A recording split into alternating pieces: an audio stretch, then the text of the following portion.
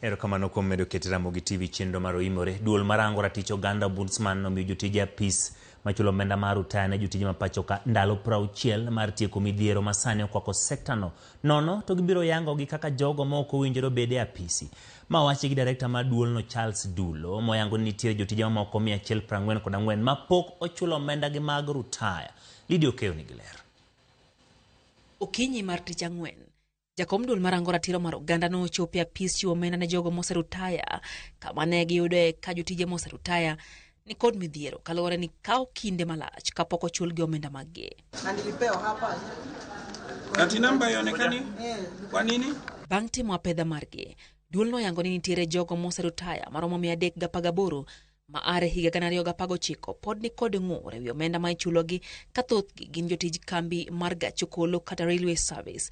E kwan no, ji 174 oselos wechegi mag chudo ka 144 pod rito mondo giyud konyruok. Mugambi Ngera ne en japuonj nyaka nodhi e rutaya pok ne omenda mage mag aheri kata obedo ni osechwalo boke duto madwarore. Kwa nafuatilia graduate ya bibi yangu aliaga 1997 mpaka wa leo.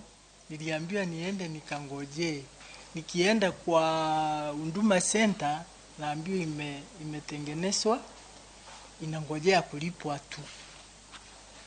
Bei iko hapo tu inangojea kulipwa, ili alipwa treasury ina pesa.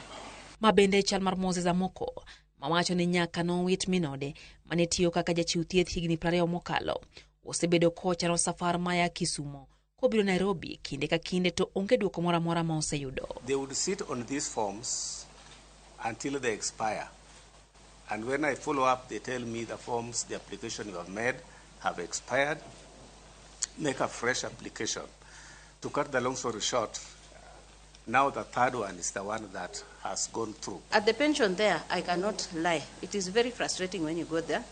Those guys, they behave like they don't want to serve you. I don't know. They don't want to serve you. It's like they're doing you a favor.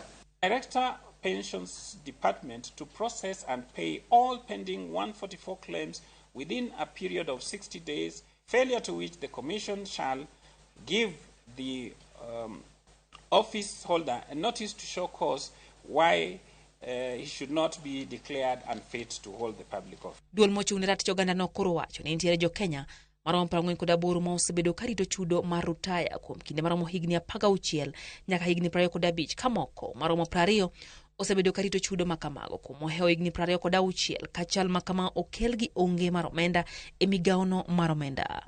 Lydia Okeo, Ramogi TV.